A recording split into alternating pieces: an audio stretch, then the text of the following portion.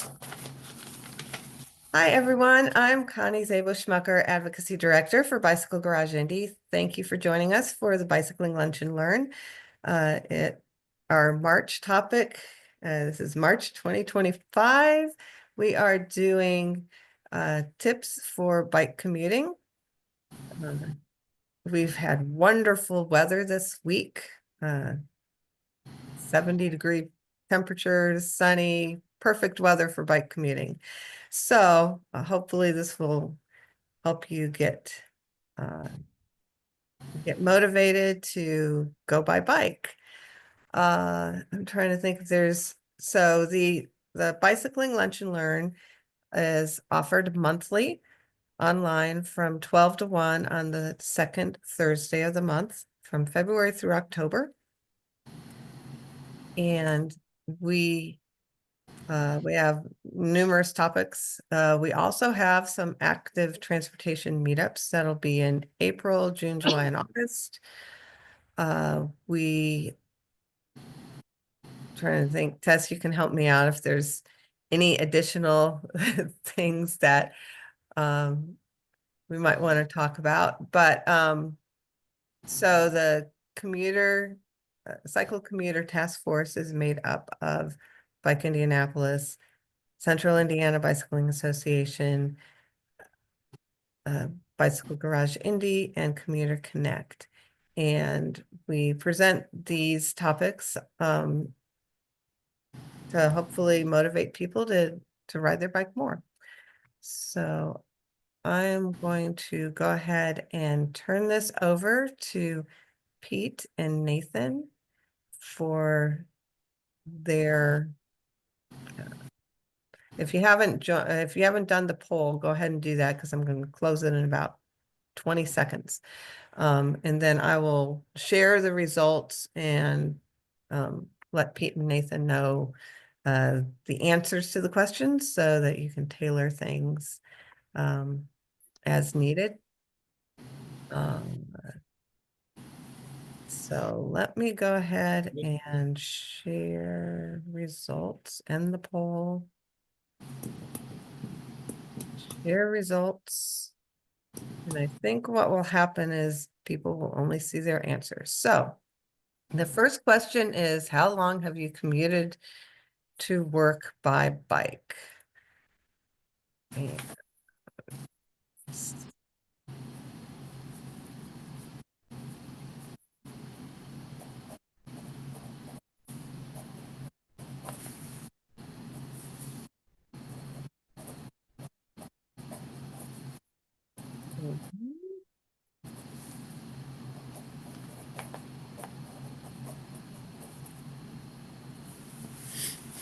the results from browser. Let me see if I can do that.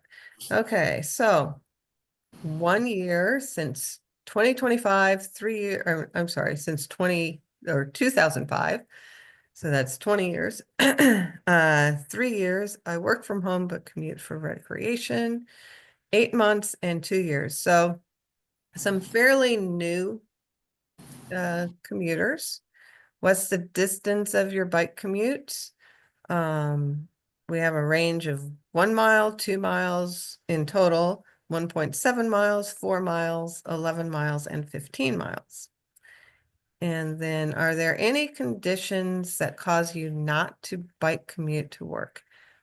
Time and weather, ice, snow on roads, severe weather on certain occasions, and a frozen bike lock. That I'm sure that's got a story behind it.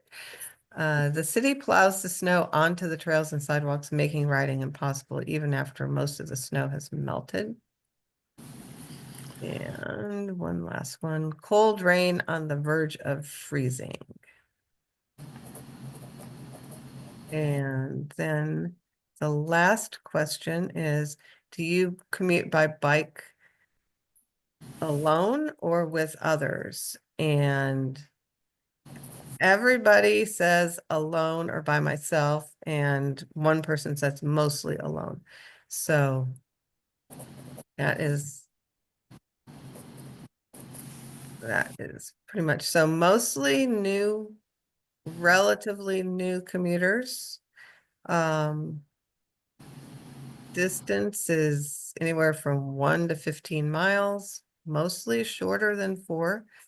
Time, weather, and ice and cold stuff prevents them, and all of them commute alone. So with that, I am going to then turn it over to Pete and Nathan. All right, sounds good. Thanks, Connie. Yeah, I appreciate everybody for sharing. I might kind of share my answers real quick. I've been commuting by bike for about 30 years now. Seems like a long time. But yeah, when I first moved to Indy and had been working downtown, my commute's about 11 miles or so from the Castleton area.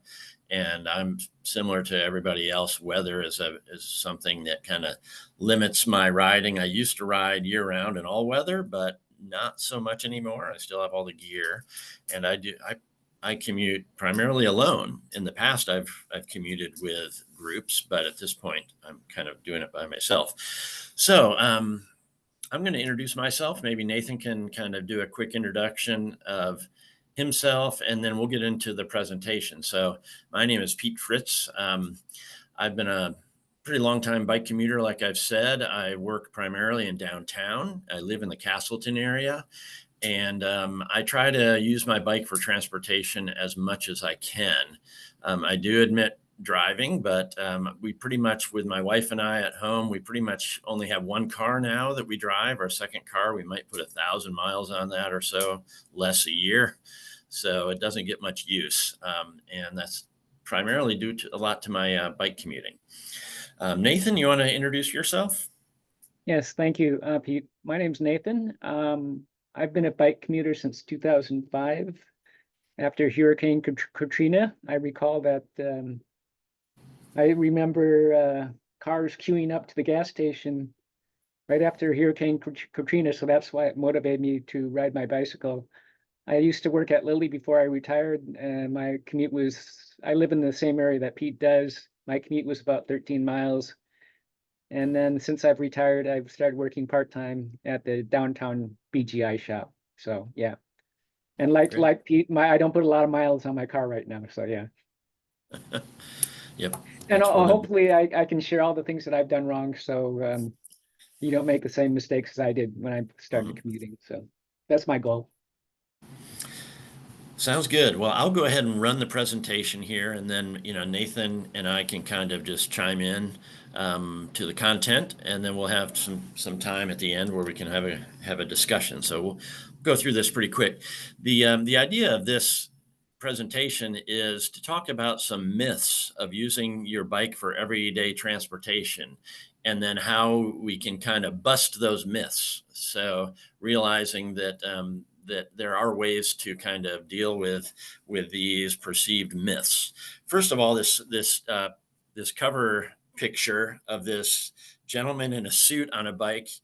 There's a lot of things wrong with that picture, but I keep using it. It's kind of dated. I like that he's riding in everyday clothes. Well, as much as that, most of us don't dress up that way anymore. But the fact that he's not wearing special gear.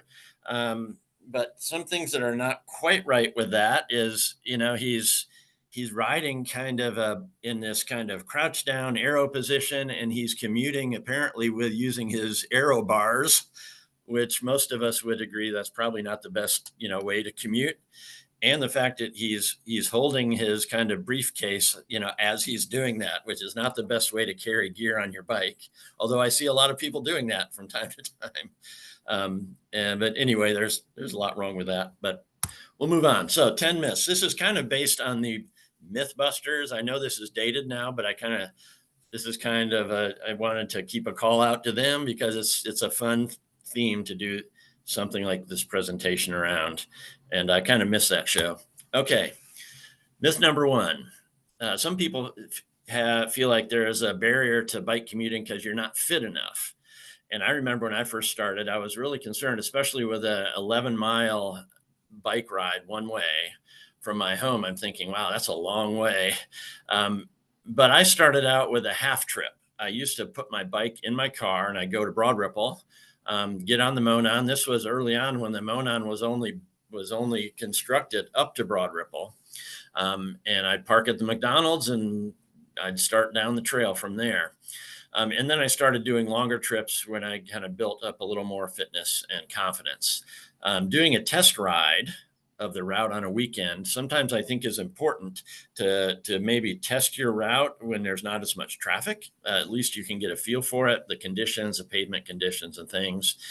And also, there's the commuting isn't a race, although I've seen bike commuters who go really fast, especially now with e-bikes. And I got passed by somebody on the Monon I'm sure they were doing about 28 miles an hour. They had that thing maxed out on their e-bike. But you don't have to ride that fast. And, so it's not a fitness test, but also if you get into it a lot, and some of you have known this, that I immediately started, seeing the benefits. I've lost weight immediately that first year. And I've kind of been able to see that. All right, I'll go to the next one. It takes too long. Some people are concerned about the time it takes. And in my experience, people all ride at different speeds, but a lot of people ride an average about 10 to 15 miles an hour when commuting. Some people go faster. But what I've found, even through every year, is I get faster as the season goes on. Even if I've been riding over the winter, I might not have been riding as much. And I find that once I start getting into the routine of commuting, I actually get faster every week. But I've also found coming to downtown Indy, sometimes a bike commute can be faster or equal to driving because I have to park remotely. I work right off the circle. I work for state government and I park in a state government surface lot. And it takes me 10 minutes to walk, from where I park to my office. And when I can go right to the building, because I'm lucky enough to have a place where I can park, inside, park my bike inside, it can actually, sometimes it equals out. And I'm sure if many of you have probably noticed that as well. And also when you trade your bike commute time for workout time that you might be doing in the gym, it really becomes a net savings. Because when like this week, I've actually rode three times this week, and I get about 2 hours a day of bike commuting. If I were to spend 2 hours in the gym, I'd have to sneak that in either before or after work. And it's a net savings in time for me when I combine a workout with my bike ride. And Nathan, if you have anything you want to comment on, just go ahead and jump in. Yeah, not right now. Thank you. All right. 3. Okay, so it's too far. Some people are concerned it's too far. And for me, 11 miles seemed pretty far when I first started. But in Indy, we're lucky enough that if you're lucky enough to live next to a bus stop, all of our buses accommodate bikes. And many of you probably have done this, but I've done this many times where I put my bike on the front of the bus or on the either red line or blue line, the new bus rapid transit. You actually take your bike inside the bus and park it. And for me, that really helps me to kind of weather when it gets cold in the morning and it warms up in the afternoon. That I can sometimes make the quick dash to the bus stop when it's cold, put my bike on the bus and have a reasonably warm ride in the morning. And then once it warms up at the end of the day, I can ride home. Also driving in your bike halfway, park, and then ride the rest. I talked about how I used to take my bike to Broad Ripple. Sometimes I still do that. I haven't really done this. I've known people though that will drive to work with your bike and then park their bike overnight at their workplace, and then they ride home, and they trade a bike ride with parking your car. And for some people that works. And then you can also, just use a road bike for longer rides, and you can do your bike setup to accommodate maybe a longer, faster ride for a longer distance. And I know a lot of people will use a different bike depending on how long they have to go, the surface that they're riding on, and other things to make it more comfortable or more tolerable depending on the distance. So no bike parking. I know for some people, not having a safe place to put your bike is a big deal. I mean, we all invest a lot of money in our bikes and all our gear, and having a safe place to park can be a barrier. But I've been, through all the years I've done, I'm trying to think all the places I parked my bike, and some kind of crazy places. I've been lucky that most of the places I've worked, they let me bring my bike indoors and park it in some small kind of closet. I've parked it in stairwells. I've, put it in a lot of different places. But most employers will be flexible if you ask for a safe place to park your bike, and because it's a benefit to them that you're doing that. Or if you can find a good place outside, there's a lot more bike parking now than there has been in the past, especially downtown. So you can lock it up in a visible place outside. That's typically safe if you have a good lock. And we'll talk about that a bit. And always carry a good lock, appropriate for where you park. Go ahead, Nathan. Yeah, just a comment. When I worked at Lilly, I was actually parked my bike inside a enclosed car garage, which was you had to use your ID card to get into the garage. So that's another alternative. A parking garage may help you on that. That's on parking a bike. If you have to park outside, I would try to find a place that has closed circuit TV, just to ensure that if something bad happens, we may have a video recording of any theft like that. So that's another comment to add there. Yeah, that's good. And these days with having the video, I mean, I know my daughter, she bike commutes in Brooklyn, New York City. Her bike got hit by a delivery truck and she came out and her bike was damaged, but then she realized there was a video camera. She went to the security guard and got the video footage, and they found the truck with a license plate that hit her bike, and she actually got a payment for a bike repair from that. So yeah, that's something to really pay attention to these days. Also, you can register your bike. This is like kind of on that security issue. Is bikeindex.org is a great place. You can register your bike with the serial numbers and bike type photographs and things like that. And it really helps if your bike is damaged or something happens to it. And there is bike insurance now, and even some auto insurance coverage will cover your bike. I know when I was in a bike crash, all my insurance covered my bike damage. It covered, my injuries I had and everything else. So knowing your insurance coverage, it is helpful if and when you might need it. So be aware of that. All right. So some people are concerned they might have an older bike and that it might not be set up right for commuting when they just start. But what I've found is sometimes like older steel bikes are good for commuting. You can easily set them up for commuting. Many of the older bikes or even current steel gravel bikes, they can accept wider tires and you have a broader range of selection for tires that can go over multiple surfaces. Because I know sometimes on my commute, I'll do a gravel surface, I'll do a paved surface, I'll be doing brick, I'll be going over, I might have to jump a curb occasionally. And that helps to have a bike that you can set up for that. And many older bikes, you can do that as well as new ones. Do you have more than one bike? If you can change things up. I know I've done this enough now that I have kind of a group of bikes. I kind of have a wet weather bike, that's an aluminum frame. I've got steel frame bike that's more my good weather bike. I have a bike that I can really hold a lot of gear on. It's more of a touring bike that will hold a lot of weight. And I also have a folding bike that I've used sometimes when I get on the bus, if I didn't want to put it on the, on the rack in the front.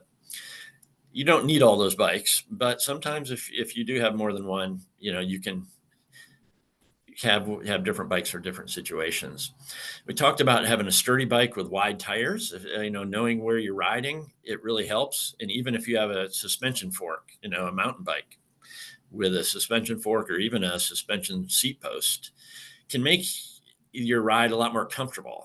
And what I've found is the more you make your ride comfortable, the more you're going to commute. Because if it becomes uncomfortable, there's a tendency not to want to ride as often.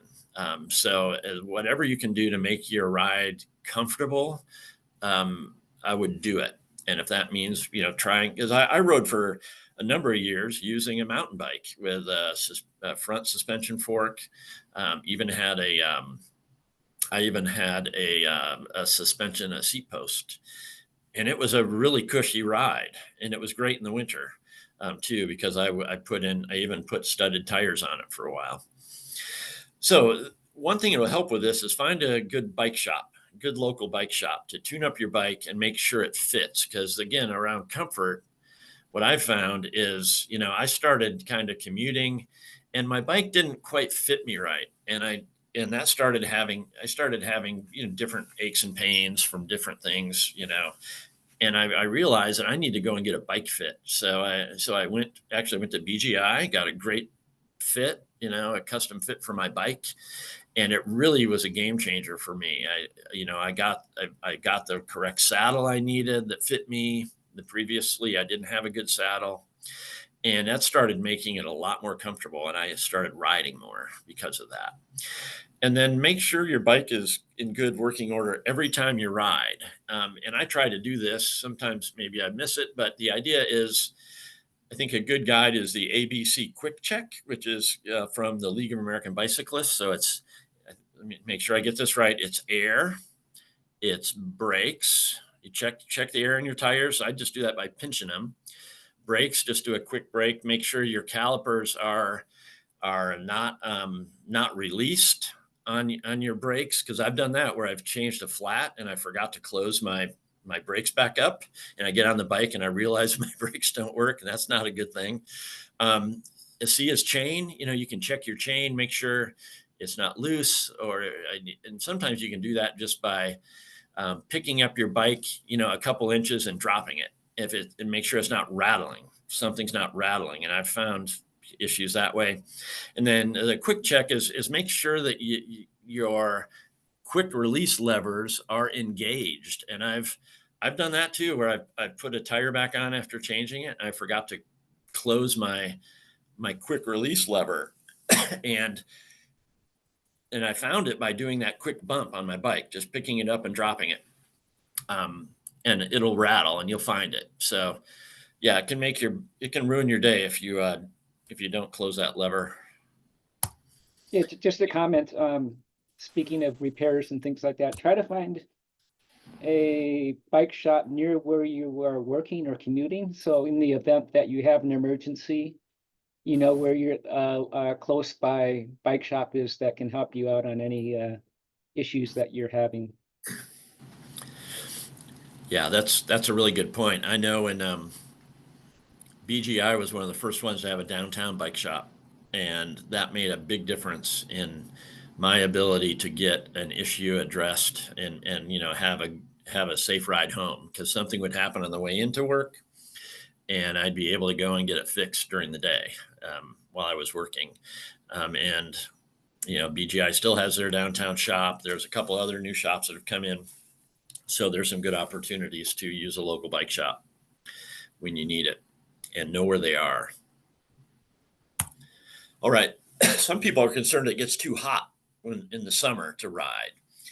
And there's a lot of ways you can deal with this. Most commuters don't have a shower at work. I'm lucky I have one, but some places don't. And you can deal with that in a number of ways. You don't have to ride fast. If you don't want to build up a big sweat, you can ride at an easy pace. You can wear the correct clothing to stay cool and dry, by wearing lightweight sun blocking clothes and sunscreen. That makes a big difference. It goes a long way to kind of making it comfortable when it gets hot. Uh, and if you don't have a shower, you can use baby wipes, and things like that just to clean up before you start working. That really has worked for me, and I've talked to other people where it works too. Also, the when you're on the street, the ambient temperature, coming up from the pavement is quite a bit noticeably hotter than other areas. So be prepared and seek out shady routes if possible. And I've noticed this, on my commute, I have an alternative to maybe go along, the Fall Creek Trail rather than go up Allisonville Road. Sometimes I'll do that because it seems, I don't know if it's actually cooler, but it seems like it when I'm going through a grassy greenway like the Fall Creek Trail than going up this kind of harsh, bike lane on Allisonville Road. Maybe it just seems kind of cooler, but it makes a difference, makes it a little more tolerable on a really hot day. And certainly hydration is really a priority. And beware of, keeping your bottles clean because they can go bad really fast, as most of you know, when it's hot. And I've kind of transitioned to using steel bottles now for pretty much all of my hydration stuff, just because they seem to keep cleaner. They're easier to clean for me. And I have insulated steel bottles that really will keep stuff cold for a long time. So I really like using steel. And a lot of places do offer showers. If you don't have one at work, I've gone to YMCA's and got memberships there. Other like fitness centers downtown, I've done those if they're in my building or if they're nearby where I can go and change, in those hot days. And it really it really helps to have that if you can find it. Yeah, All just a right. comment here, Pete. Yep. I would try to when it gets really hot, try to understand what the symptoms, the signs and symptoms of heat stroke are. Yep. I recall like last year or a couple years ago, I was like 2 miles from home, riding up this big hill, and all of a sudden I felt nauseous. And it was only until when I got back that I understood that that's a symptom of heat stroke. So be very careful of getting overheated. Yep.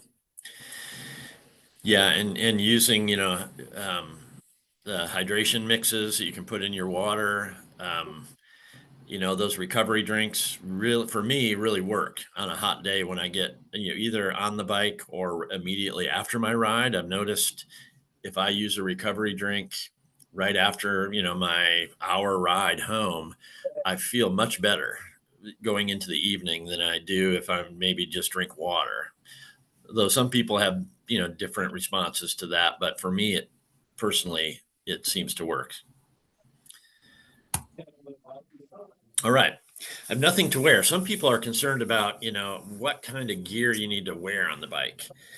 And what I would say is regular clothes are okay to ride for your bike commute, especially if they're wicking and stretchy. I pretty much ride in normal clothes now. I went through a period where I would ride in spandex and kind of racing gear. I did that for many years, but I've got to a point now that with a lot of the newer stretchy fabrics and the wicking fabrics that maybe weren't that prevalent about 25 years ago, that's pretty much all I wear. Is I kind of wear wicking stretchy fabrics and regular work clothes, and that for me that seems to work. Although when it gets hot or really cold and I have to wear specialty clothes, I carry my work clothes with me, as well as my lunch and laptop, either in a backpack, panniers, or bags. And I now have a whole set of on bike panniers. I have bags on my bike, and I do have a backpack also that I can do all that with. But you'll figure that out as you go on. Clothing with pockets and a phone with an ID is really important to have access to your phone. When I first started commuting, I really didn't use phone that much. I would just use a computer, but now that with smartphones, that's pretty much what I use. and I need to access that from time to time. And, even as I'm riding, sometimes I need to pull over and, access my phone, but having that, available either on your bike or, the pocket on a jacket or something, I think it really helps. And what I found with the clothing too is I've gotten into a routine of laying it out ahead of time that evening before I ride. And that really makes the morning go a lot easier. There's not the panic of the morning, at least for me, to figure out what I'm going to wear in terms of riding gear. Is it clean? And digging for things. If I can figure that out the night before, it saves me a bit of time. And makes the start easier and less stressful for me anyway. And certainly bright clothes and jackets are easier for drivers to see.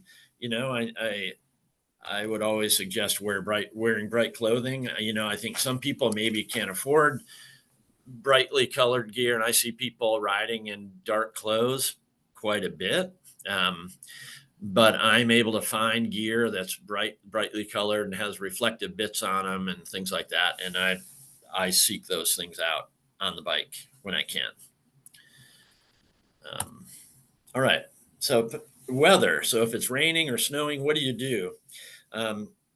If your commute is longer than 20 minutes, I'd say dress for what your body temperature will be once you get moving. So you might have a little bit of a cool start, but in cold weather. But what I've noticed even this week, when I'm starting out and it's 40 degrees, I'd rather start out a little cooler than get overheated, because it can happen pretty fast where you get really sweaty and then you start to get cold because you get all that moisture.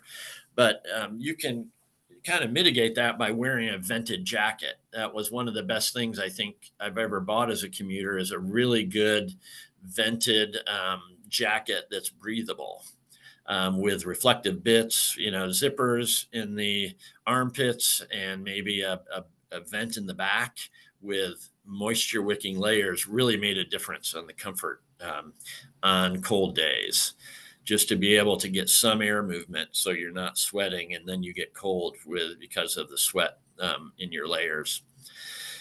Also, fenders for me were a big change, a game changer. I used to ride without fenders for a number of years, and then I just got tired of being like overly wet when I was either riding purposely in the rain or I get caught in the rain. And I ride with fenders on all my bikes now. And I use vented rain gear that helps me mostly keep dry. You still be a little bit moist, but at least you'll be warm. And not kind of terribly like soaked through. Certainly watch for ice when it gets colder, and get gear for snow. And what I found is most of the gear that works for like cross country skiing seems to work for bicycling. Something that's stretchy and that allows you to move, but is also kind of nicely insulating. And if it gets real bad, it's okay to drive sometimes or take transit. So it's, there are times you need to do that. I know a lot of like year-round riders. I've ridden with some people that they're almost compulsive about riding every day, and they hate to miss a day, and they fall over when it, when it snows or there's ice. And I'm not sure I really want to go there, but some people will do it anyway. Yeah, All speaking right, of ice, go ahead. yeah, when you cross bridges, like on the Monon Trail, there's a few railroad bridges. I've noticed that whereas the ground is normally clear of ice, as soon as you go across those bridges, you may have ice on them because they cool faster than the normal pavement. So just be aware of that possibility when crossing bridges. Yep. Yeah. And that black ice, that clear ice on asphalt can get you too. It's got me a couple times where I've gone down. And that's where, studded tires, if you're going to ride around ice, having a studded tire really makes a difference. And especially on your front wheel, it seems counterintuitive that you might want it on the back wheel, but having a studded tire on your front wheel stabilizes your bike more than on the back wheel, because usually, for me anyway, I've noticed my front tire is the one that goes out, and that makes me go down. If I have studded tire on the front, that makes for a much more stable ride if you're going to be around ice. All right. The roads aren't safe. We're almost done here. Roads aren't safe.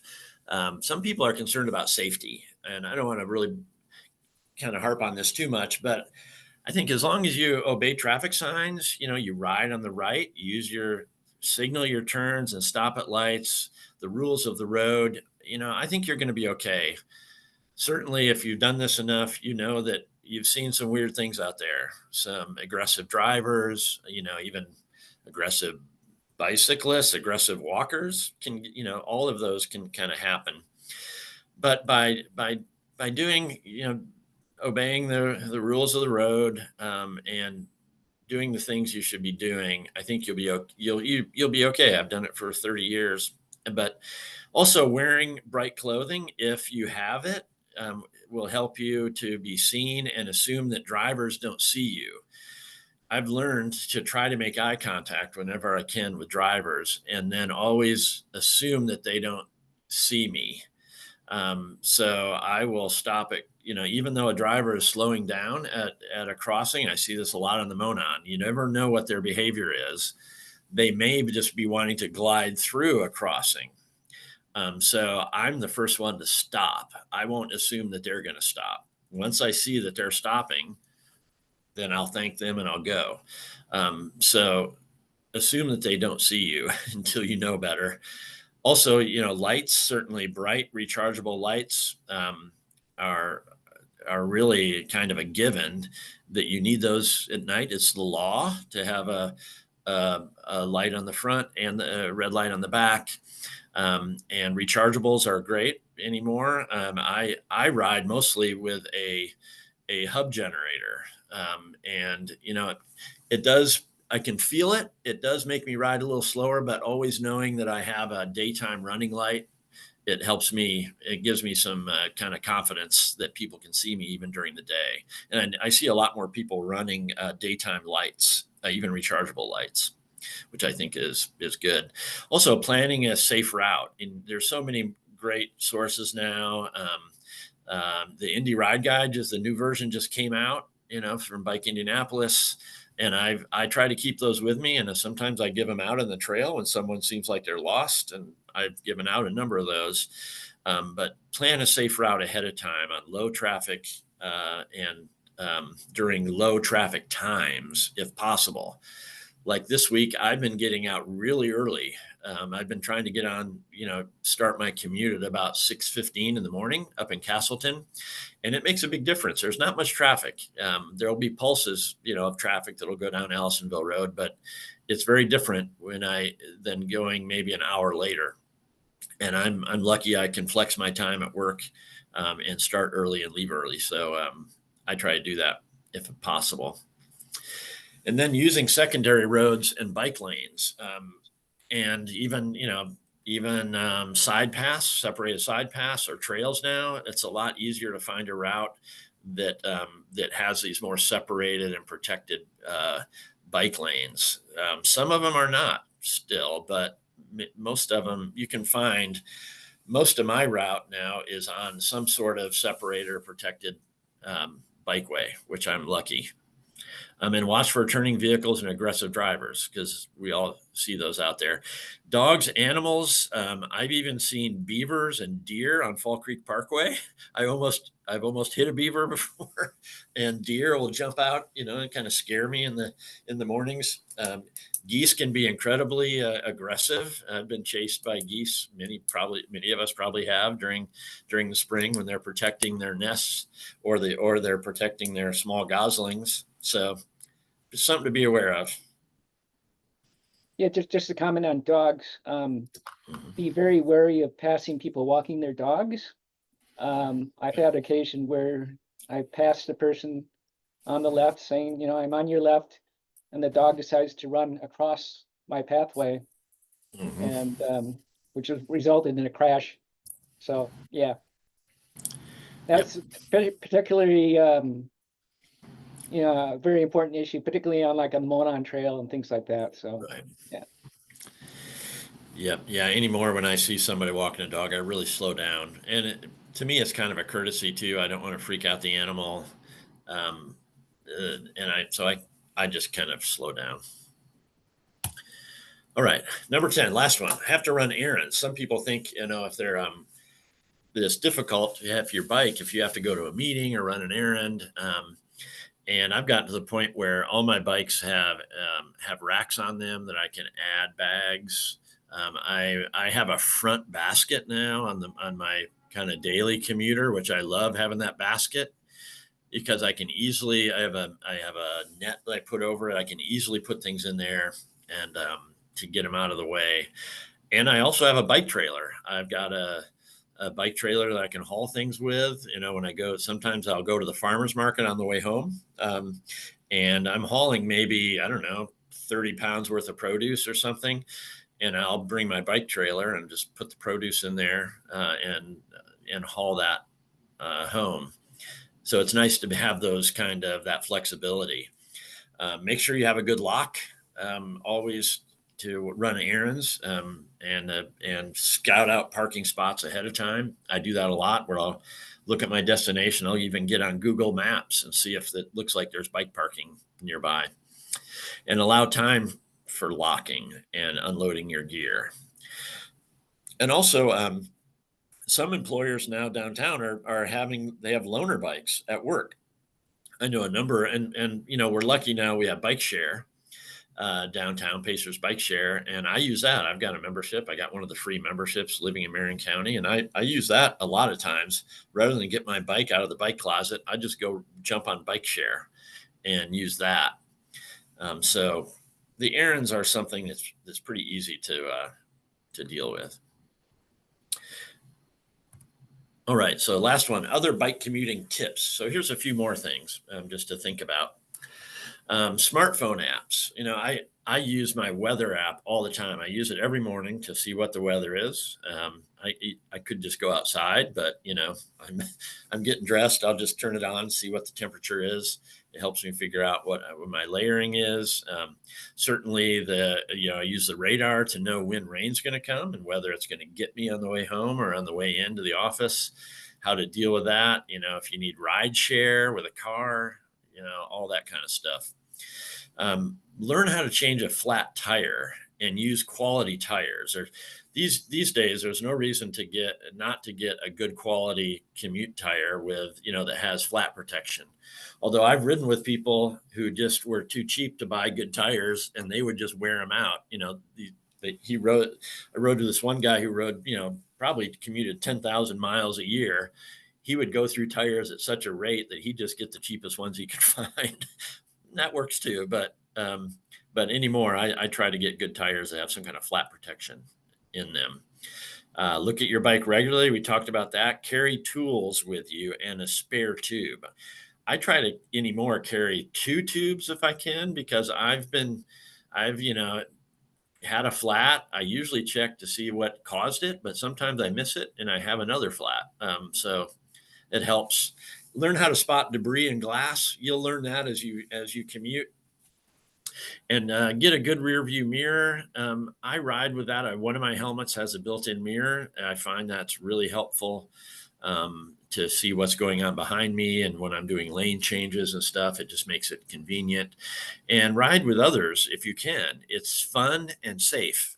And it makes things go a lot faster. Also, wear good eye protection. I wear glasses, and it's really important to me to especially in the winter, because my eyes water a lot. So I have one pair of prescription glasses that are really good in the winter, and I've kept those, and that's what I wear. Always ride with a bell. Again, that's the law. Also, I believe is having a bell, and it really makes a difference. Find a good local bike shop and support them. That's really important, because you'll need their help, and having that relationship with a good bike shop, you'll get good service. And the people that work there really, I know they appreciate people that use their bikes on a regular basis, because that's what they're interested in too. The people that work at that bike shop, many of them are longtime bike commuters, and you can learn a lot from them also. Yeah. So that's all I've got. Go ahead. Just a comment on, being on the lookout for, glass, things like that. One thing that I've noticed on the Fall Creek Trail in particular is I'll be riding along and I see these like bright little reflections off the surface of the road. I'm pretty sure that's glass shards. And so you want to be very careful on, when you go over those types of things. You may have to inspect your tire, and you may have to take like a gloved hand and run your hand over the surface of the tire to remove things like that. So just be wary of that. And I've noticed that on the Fall Creek Trail in particular. Yep. Yeah, I've seen a lot of that. Okay.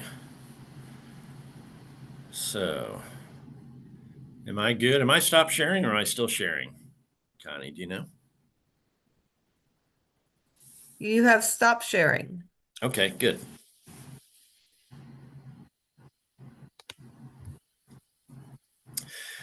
All right. So, does anybody have any questions, or do you want to just go into a little discussion here? We had a couple of comments and resources shared on the chat, so I'm just gonna go through them. So somebody commented that the half trip idea is also a great way to commute when they have a busy week and not enough time to ride twice in a day. Someone has a helmet light and always points it at the driver to make sure that Right. the drivers see them. I put in so Ride Spot, which was referenced in your slide, doesn't exist anymore. Okay. But Ride with GPS does, and has so BGI has an account on with Ride with GPS where we have 40 different routes in our library, and some of those are bike commuting routes. And if you join our account club for free, you have access to turn by turn directions with all of the routes in our library. So I have a link to that as well, and you can join that. And that also allows you to do a bunch of other things with Ride with GPS. Tess put a bike light giveaway PDF. And also mentioned that, Pacers Bike Share that you mentioned, they have, if you are a resident of Indianapolis, you can ride Pacer Bike Share for free for the first 30 minutes. So you have to sign up for it, but you can have a free account with Pacers Bike Share. And I think that is all of the comments that we've had. So I actually had a question. This is Nadine. You mentioned tire protection. Is that like an insurance policy you buy for the tire, or is that a different type of tire? Yeah, I can mention that. Nathan can probably chime in too. So you can buy tires that have a flat protection layer, kind of like a car tire, that has maybe a special flat protection layer. But bike tires especially will have like a Kevlar layer in them that will stop certain types of things from puncturing your tube if you run with tubes on it, which I think most of us probably do. And most of them, they'll say that in the product description when you look at tires, whether they have some type of feature that makes them more durable. I did not know that. Thank you. Sure. So you've had experience with these. Do you feel they actually help prevent flats? Yeah. I mean, and others can chime in too. But for me, yeah, I've found a couple brands of tires that I think really make a difference. They last longer, and I have less flats. So I know I think pretty much most brands of tires will make a commuter type tire that's kind of designed for bike commuters, and some of them are designed for multiple surfaces, and they have treads that are better for bike commuting, but also have that kind of extra layer in there that that is a hard kind of a barrier for any number of kind of things that could poke through there and cause a flat. Yeah. There's also aftermarket pieces of like strips, Oh plastic yeah, I've strips, used those. or that layer between your inner tube and your tire. Mhm. And theoretically, that also adds an added barrier to prevent puncture or things getting from your outside of the tire into your inner tube. So I know a number of local bike shops sell those types of things. You could presumably find those types of things on Amazon as well. I Right. think the bottom line, though, is to probably understand how to change an inner tube. I know there's a number of YouTube videos on those types of things, and once you get the hang of it, it's relatively easy. So I would also look at YouTube videos on how to change an inner tube. Right. Yeah, And definitely one thing I need to get better at, but then at the same time, you never want to get really good at it. You need to yeah, know how to do it. You don't want to be on the side of the road when it's raining at 6 o'clock in the morning trying to figure out how to Right. change an inner tube. True. That's- Yes. yeah, I've been there. And a lot of bike shops will offer, I know BGI does, they have clinics that Yep. are kind of beginner clinics for how to change a tire.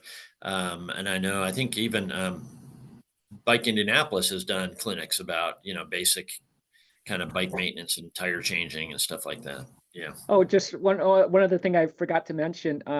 We have like a fifth season in Indianapolis. It's called the pothole season. Hmm. And sometimes after a rain, you might see a puddle, and actually it Right. could be a pothole. Yeah. So be very careful of going over puddles because they could be a pothole, and you could wipe out your bike. So yeah. Yeah. I've seen some scary ones yeah. And I go around them and think, geez, I'm just so lucky I didn't go in that one. Yeah, Yeah. Even with your car, much less a right. bicycle. Exactly. Yeah. And then sorry, one last question. I know at one time SEBA used to sponsor, I don't know if sponsor is the right word, but organize rides for commuters that were going downtown. I think it was Right. maybe Tuesday and Thursdays or something, at least from my side of town. Pete, I'm also in Castleton. Oh, okay. I think that died during COVID, but I'm not certain. Is that still a thing or not really? I can speak to that. So we used to have, actually once a month, the commuter task force used to have bike and breakfasts where we had rides from all different areas of town. And so in COVID, we stopped that. And what we've done, we kind of brought that back a little teeny bit with the active transportation meetups, which are basically where we highlight different places. There is a group, I think, that still rides together from the Northeast side, the Fall Creek Flyers. And their route, and they do it most days. So there really isn't a group per se, other than that group that I know of. But the routes, like I said, that were used before are all on the Ride with GPS. And then I wanted to mention another thing to think about when you want to prevent flats is to make sure your tires are fully inflated, because you can get pinch flats if they're not fully inflated and you go over something. And somebody asked me, well, how often should you pump up your tires? And I'm very bad at pumping up my tires, but I tell them, do as I say, not as I do. So you should pump up your tires before every ride that you don't want to get a flat on. Yep. Okay.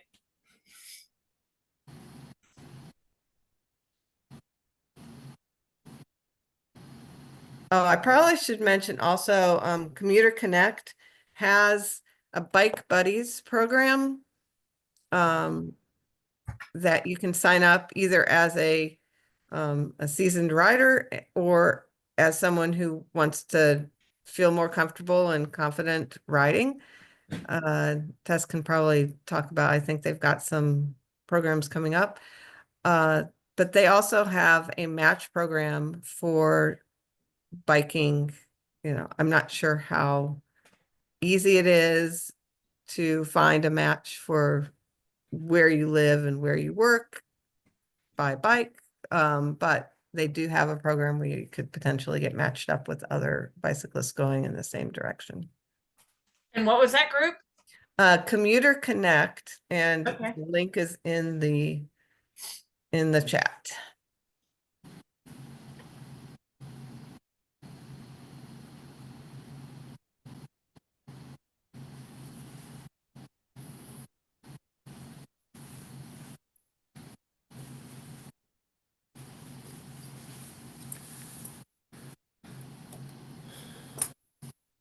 Okay, so I would say if we don't have any additional comments or questions, we will go ahead and end this for today. Thanks very much for everyone for coming. This will be posted up on the shared via Facebook and on the bicycling lunch and learn page calendar. So wherever you found it to register, you'll also be able to find the recording and links in the resources for this. So look for it on YouTube. It'll be on Bicycle Garage Indy's YouTube channel. And oh yes, and there's going to be a bike fest on, is it May 4th? Is that right? Okay. May 4th, so look for that. We'll probably also talk about that next month a little bit in our Lunch and Learn. And thanks all for joining. Have a great rest of your day. Thanks, Pete.